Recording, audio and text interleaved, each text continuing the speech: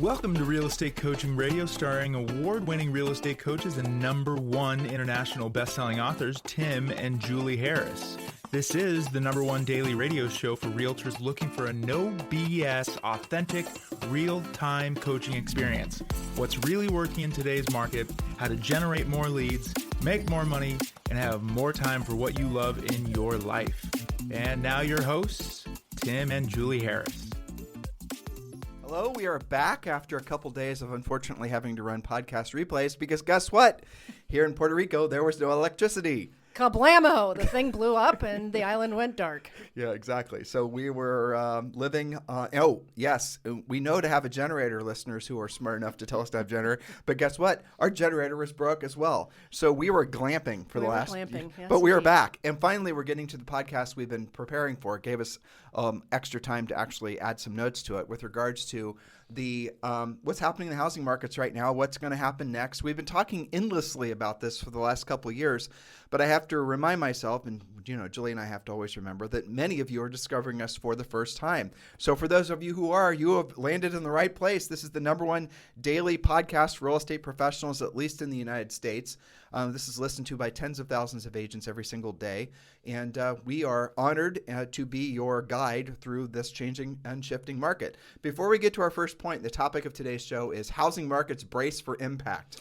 Yes, that's right. And I am reporting in from the coaching front lines. For some of our top coaching clients are doing the right thing by getting more education on stuff to do on the whole mortgage rate adjusting up.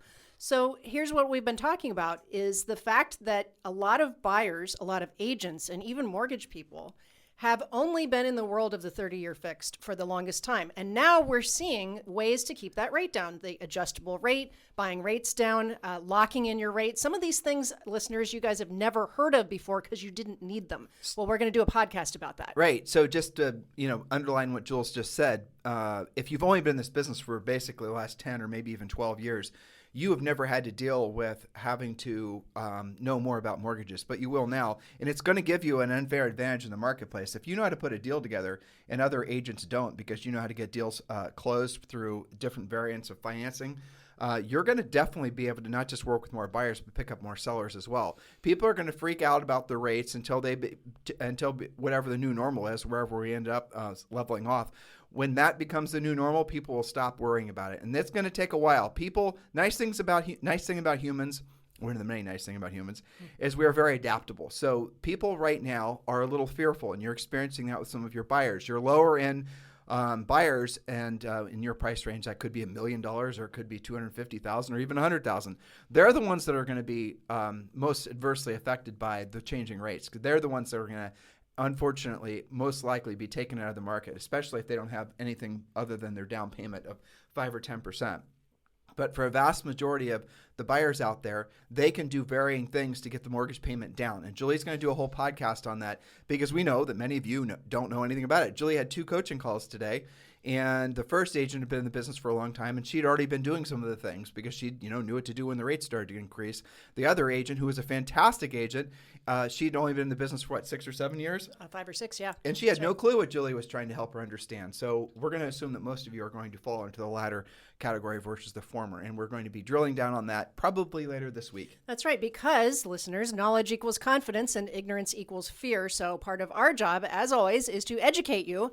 That way you can be motivated and indeed take action. But Julie, the reality of it is that they do have knowledge that other agents don't have. It does give them an unfair advantage in the marketplace. Yes, it absolutely does. The first thing that I saw over the past 2 weeks with rates going up, first we had agent freak out. That was to be expected. But then we have some deals kind of cracking, and not just the first-time buyers and people like that, but anybody who's really payment sensitive, because the belief is, well, if the rate went up and my payment went up, I'm out. Okay, versus saying, all right, well, maybe you've got a 20% down payment. We're going to use a little something to buy down or lock in or something like that. Or the seller even. And when Julie and I were selling real estate, it was very normal for the buyer, and this will blow your minds, I'm sure many of you. I know. I have to remind myself that many of these guys never experienced this before, but it was normal for the buyer to ask for the seller to contribute to the buyer's buy down points on their mortgage or whatever. And certainly lenders have been playing that game forever. So what the moral of the story is, rising rates, despite the fact that many people will have you believe that it's the end of,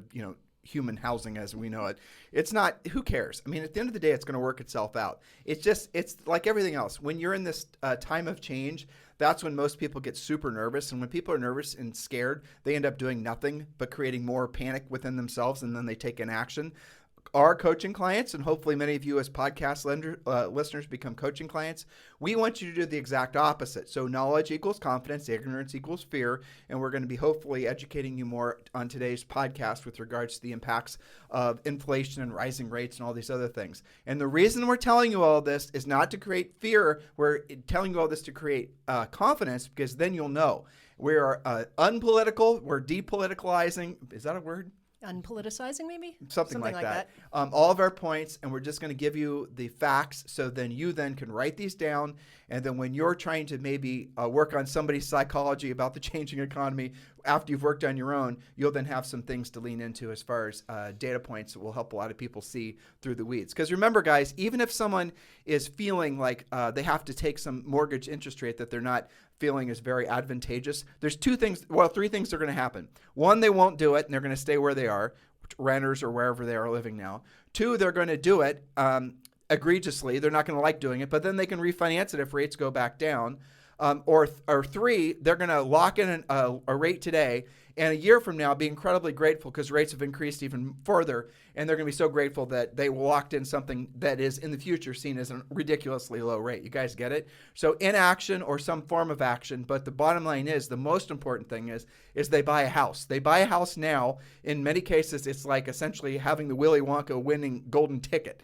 Especially with the points that Jules and I are about to share with you with regards to inflation. That's right. So, note takers, now is a good time to sharpen that pencil. Are you prepared for the historic economic shift that's happening now? None of us have experienced this before, so don't play the this is just like that game. That's not true. What is happening now is a combination of rising interest rates, rising inflation rates, and home prices that are increasing like never before. So listen to learn exactly what's happening now so you can be prepared for what's happening next. So let me add this, Julie, because before we get to this, otherwise I'll forget it, right? Yep. Right. What's happening now?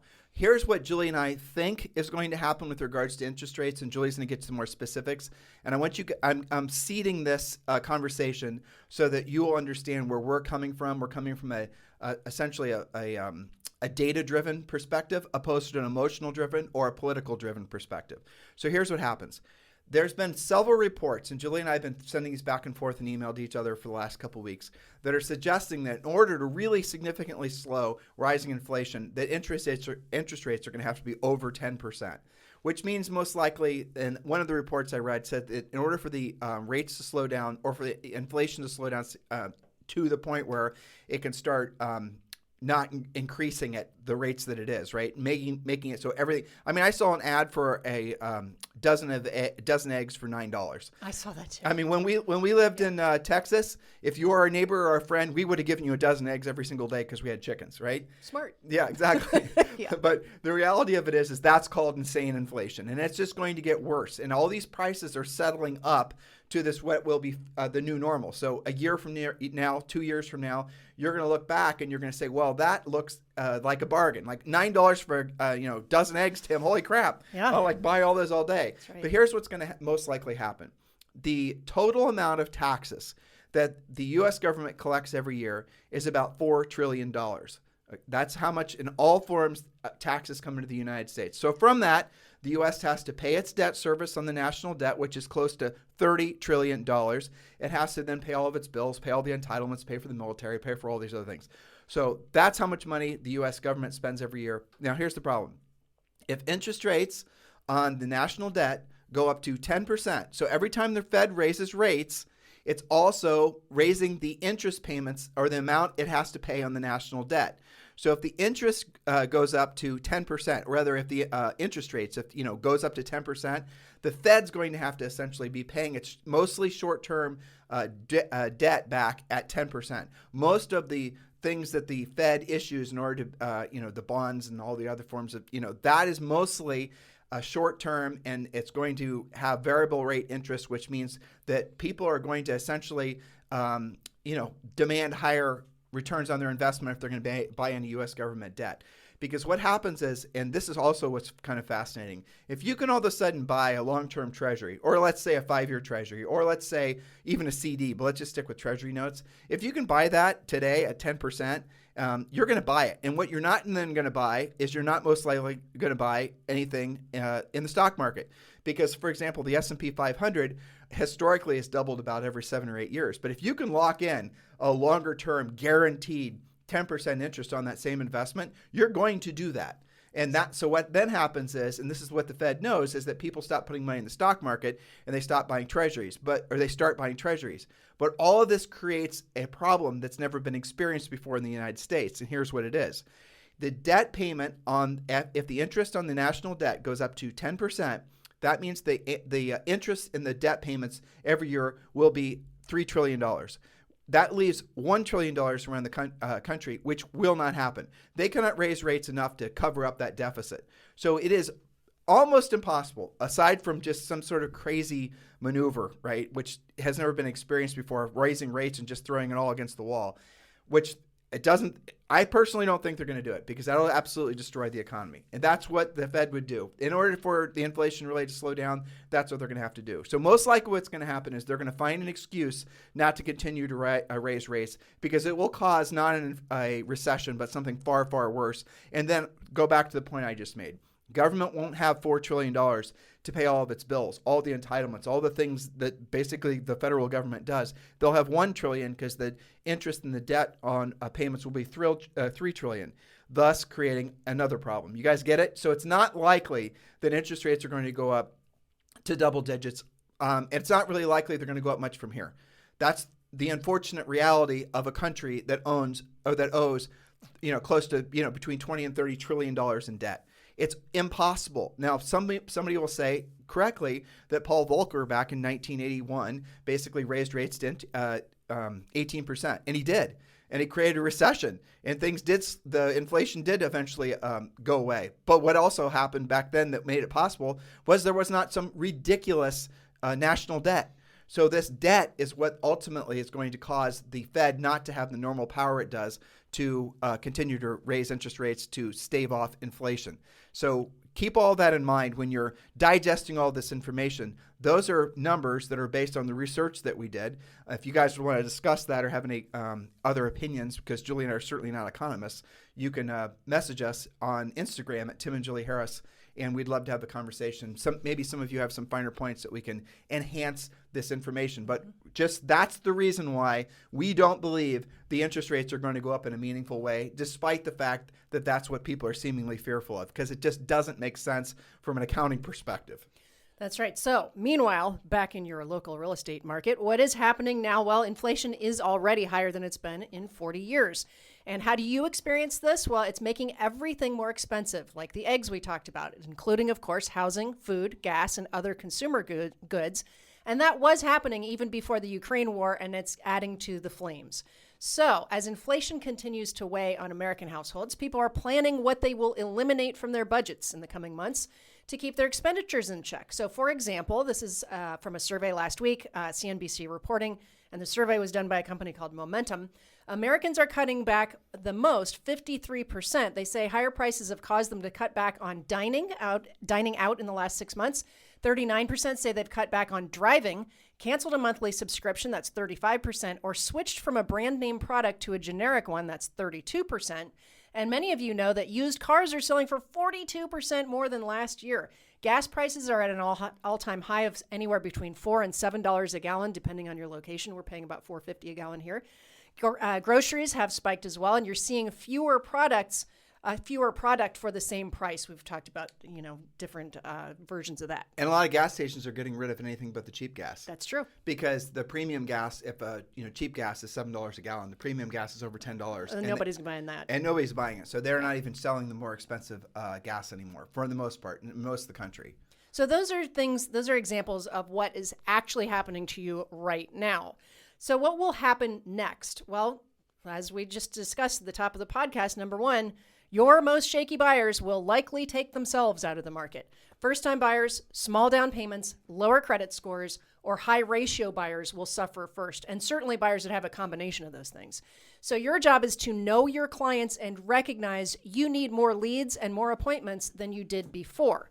Now, I'm going to help you with some of this with buyers who maybe are very payment sensitive. We're going to talk about that on a podcast, but some of them are simply just not going to buy. So we are in the coaching and training business. That's what we do for a living. That's what we've done for a living really since we sold real estate for about a decade, and then we accidentally got into the coaching and training business.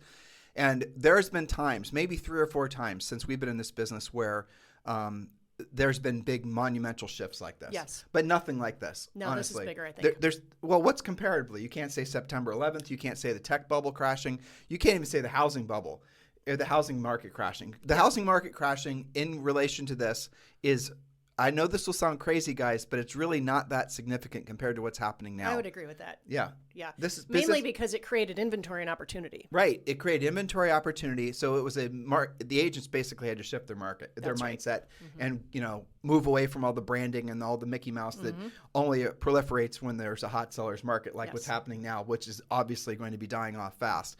Did you guys hear what I just said? All the superfluous. Yes, I need more caffeine today. All that stuff basically melts away when the market starts to adjust back towards our normal market, because what happens is agents start going, well, you know what, and intelligently so. Sometimes they do it involuntarily, but they'll say, well, that little branding and marketing exercise, or making all those videos, or doing all that Facebook stuff, or doing all that direct mail, you guys will quickly realize that those things that you rationalized before because you had cash flow happening relatively easily from other source, basically houses were selling themselves. Buyers were always buying with absolute fear of FOMO. The market was essentially moving at a fast pace, no matter how, frankly, strong your skill set was. Well, that all changes in a market like this. In a market like this, Julie and I talked a little bit about different mortgages. It's different approaches to the business. Really what's going to enter into the market now is unfortunately, a lot of fear. And the fear is going to cause a lot of people to do nothing. They're going to stall out. They're going to be taking themselves out, sellers and buyers.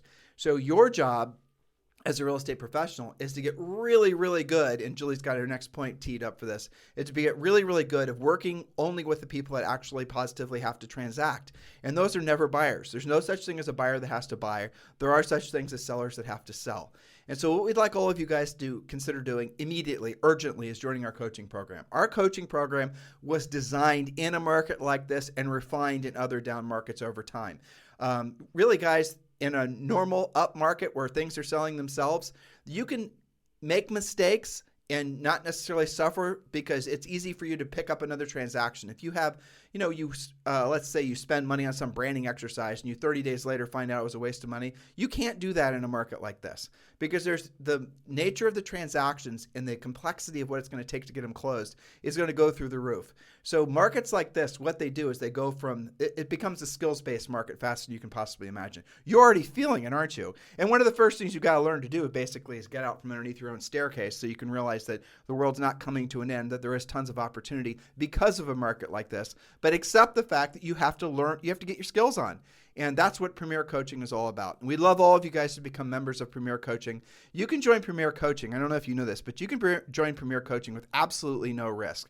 There's a 24-hour, we let you, check out the program for 24 hours when you join. Check it out. Make sure it's a good fit for you. You can attend your every single day, work day. We have a daily semi-private coaching call where you can, speak directly with one of our coaches. We have a private members-only Facebook page where you can get to know some of the other coaching clients. What really matters is that you align yourself in a market like this with people that are also optimistic, people that are also understanding that they have to change their approach to the business so you can go to the next level. And the best thing is our coaching program, guys, includes everything that you need: scripts, listing presentations, pre-listing pack, everything you could possibly need to take your business to the next level because of this market. And you can join for around $100 a month, depending on how, frankly, you choose to join. So that's it. And I don't know why any of you would even think about wasting money on buying buyer leads in a market like this. Become a coaching client. It's the next natural step for all of you. Text the word Premier to 47372. Text the word Premier to 47372. Text the word Premier. How do you spell Premier, Julie? Premier. To 47372 and become a Premier coaching client. You've got to be thinking 5 steps ahead in this market. We're going to give you some more points here. You're going to be completely 100% satisfied knowing what we're telling you is going to happen. How are you prepared for point number 2 through point number 7 that Julie's about to read to you? That's right. So this is your what will happen next list. The first point, again, was some of your buyers are simply going to go out of the market. Point number 2, you will feel even more pressure to be a listing agent. Why? Because listings are your insurance policy against feast and famine. There will still be more buyers than listings and high demand, but the listing agents are the ones who are sleeping well tonight. Point number 3, there will be stiffer competition amongst agents because the weak will wash out of this market. I am already seeing this happen because I hear about it from all of our coaching clients and the coaches. But what is weak? I hate that word because really it's skillless. That's what it is. It's agents that got into the business and maybe they didn't have the right approach to knowing that it was going to require real work. There's a lot of those. But really, it's people that essentially listened to the wrong people when they got into the business and went in the wrong direction. And spent too much money too soon. Well, they believed that they could brand their way to success. And in a market like this, that definitely does not suffer fools. Yes, you have to earn your way. Okay, so be one of the survivors. Learn from experienced agents and brokers like our coaches. You've got to have your pre-listing package polished and be competent at objection handling and closing. That's one of the most hot topics we do on daily Facebook Live sessions as we talk about all of that stuff. So you are building your confidence. That way you're not living on ignorance equals fear. Instead, you have knowledge equals confidence. Point number 4. You will see sellers selling for what we call, lovingly, normal reasons. They want more space, better schools, a newer home, divorce, probate, and relocation. Your pre-qualification script will draw out these motivations. So the ones that were kind of speculating, maybe, maybe not, we'll see how it goes, they're going away. And we're starting to get more of the normal reasons. Why do we know that? Because the coaches ask, why is that seller selling? But be clear, guys, even with rising interest rates, even with, maybe mostly for rising inflation reasons, we talk about this in the pod too. If someone, you checked mortgage rates today, what were they? Right around 4.25 for 30-year fixed, 4.5. A few lenders are inching towards 5. However, all the other products that we'll be talking about on a future podcast, you can still get about a 3.75, 3.8 if you do something like a 7-year ARM. And most people aren't going to live in their house more than 7 years, so it makes sense. And by the way, you can buy the rate down on a 7-year ARM tú. You guys don't know what we're talking about. We're going to tell you in a future We're going to do math problems. Right. Your favorite listeners. But here's the big takeaway. And everyone, if you're renting, buy a house. If you have anybody who's thinking about taking themselves out of the market because they're worried about rising interest rates, they absolutely positively shouldn't. Because even if rates go up to say 5.5 or 6%, our first house it was 7%. People congratulated us for getting such a great rate. The rent on properties is going to outpace what the equivalent payment would be with a normal mortgage. And here's really what's crazy. The inflation on the house, or you guys like to call it appreciation, so let's call it appreciation, on real estate is going to outpace the cost of holding a loan. So you take out a loan for 5%, it's on, say, $500,000, your all-in payment is whatever it's going to be, $2,000, let's say. Not only is that payment going to be less than what your equivalent rent would be, but the the appreciation or inflation on that house will by far outpace whatever the cost of buying the home was, even to the point where paying all the holding costs, like the roof leaks or the everything. Plumbing work. Yeah, your appreciation on that house. So there was what Goldman Sachs was predicting this year would be 16%.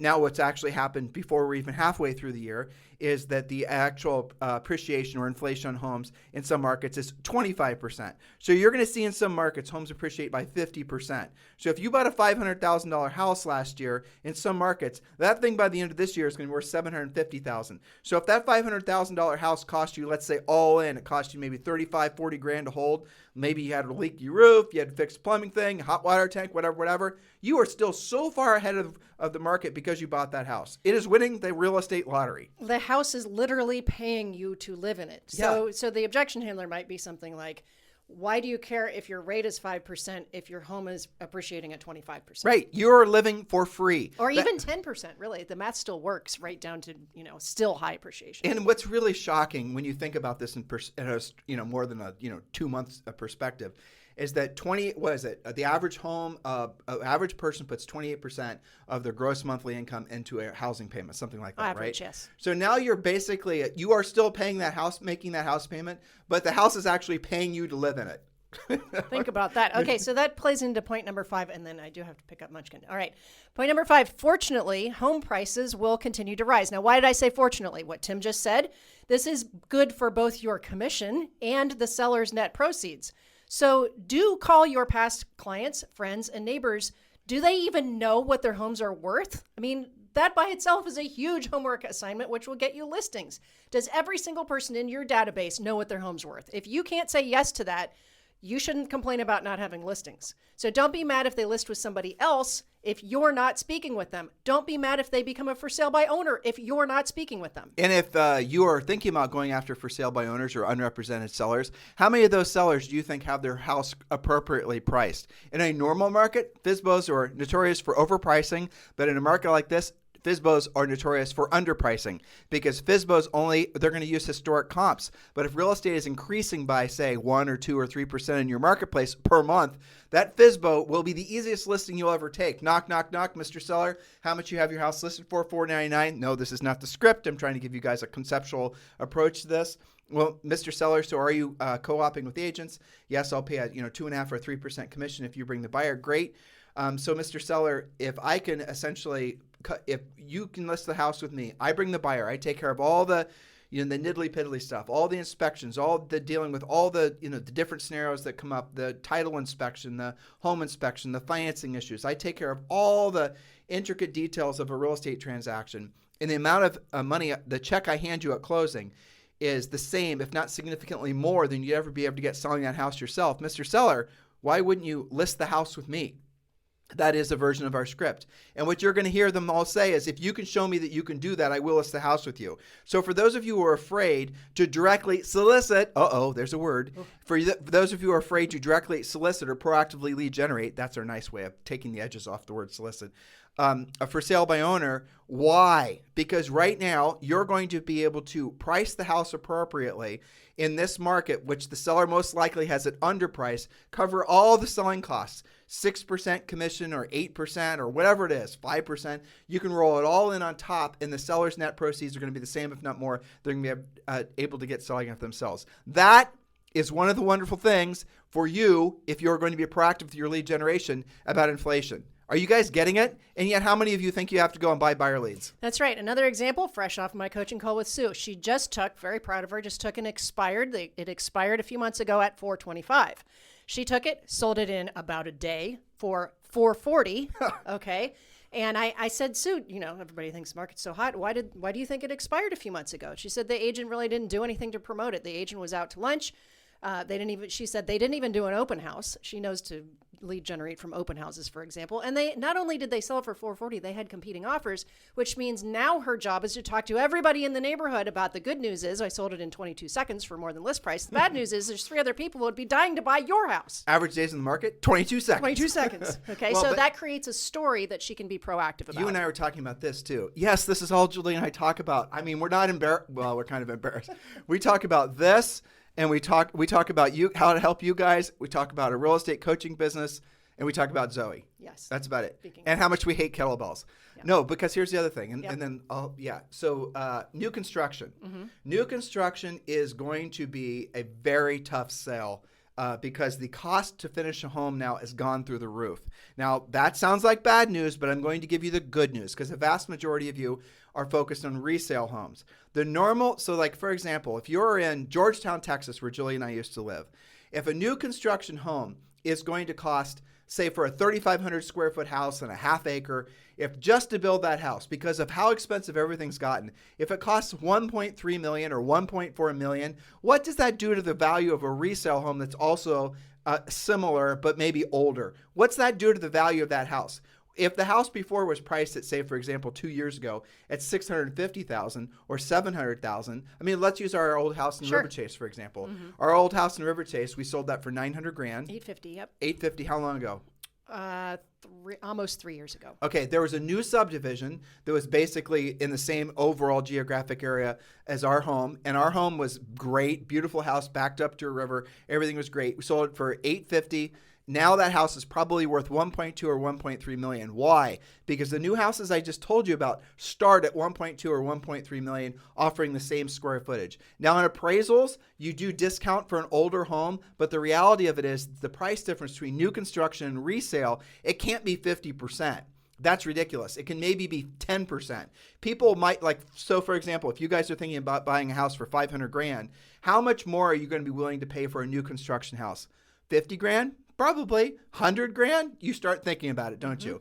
That's what happens. That's how consumers think. So what you're going to see is more reasons why there's going to be more inflation on resale homes, and what you're going to is there's going to be more demand because to build a new construction house, it's just gotten too expensive for most homeowners. Plus escalation clauses that the builders are throwing on. So you might think you're spending $1 million, but by the time you close, it could be $1.1 million, and not a lot of people really like that. Yeah, I mean, you bring that up, it's worth just putting a point so they know what it is. An escalation clause, and you normally only see this in super hot, ultra luxury markets. And that's where you normally see escalation clauses. The way it works, and you guys just hear me out. So a normal escalation clause for most new construction builders is the house has a delivery date of, say, 12 months or 18 months or 24 months, just depending. The builder will build into the contract, I'm agreeing to sell you this house for, say, $2 million, but I'm going to reset the price based on what my actual costs are when the house is delivered to you in 12 or 18 months. So what will happen, what is happening, is some people, smart people, are buying things thinking that they're going to lock in the inflation or the appreciation on the house. They're buying a house for $600,000, and they know in a year the house is going to be worth, when it's done, it's going to be worth $750,000. And frankly, that's really freaking smart. Do that. But now what builders are doing is they're then saying, you're going to pay what the market price of the house is, not what your contract price is. And that's another thing that's, you got to look for that. These are all the different undulations that are happening, thus bringing the more value to the resale. Well, I mean, that's the kind of change that can just fly right past you if you're not paying attention. You guys know escalation clauses from the buyer side, right? Tim just described an escalation clause from the seller side to the buyer. These are all things that we talk about in Premier Coaching, and I have to run. So yes, you do. So guys, listen, we're going to pick up where we left off today, tomorrow. In the meantime, if you would like to join Julie and I at EXP Realty, of course, we'd love the opportunity to be your EXP Realty sponsors. It would be our pleasure and honor to be considered. Please text me directly at 512-758-0206, 512-758-0206. In the meantime, your homework from today's podcast, like every podcast, is to give us a 5-star review on iTunes, and please share the podcast with at least 3 of your friends. This is not a time to be fearful, guys. This is a time to be in action. This is a time to remember what your highest, truest purpose on this planet is, which is to help other people. And there are a lot of people, because of their fear, will absolutely positively need your help. If you're feeling fear, the antidote to that, the medicine for that, is skills. So if you're feeling fear, you probably know that you don't have the skills. It's time for you to learn how to actually not just survive, but thrive in a market like this. Do consider becoming a coaching client. Text the word Premier to 47372. Text the word Premier to 47372. In the meantime, you guys have a fantastic day. We'll talk with you on the show tomorrow. This podcast is a part of the C-Suite Radio Network. For more top business podcasts, visit c-suiteradio.com.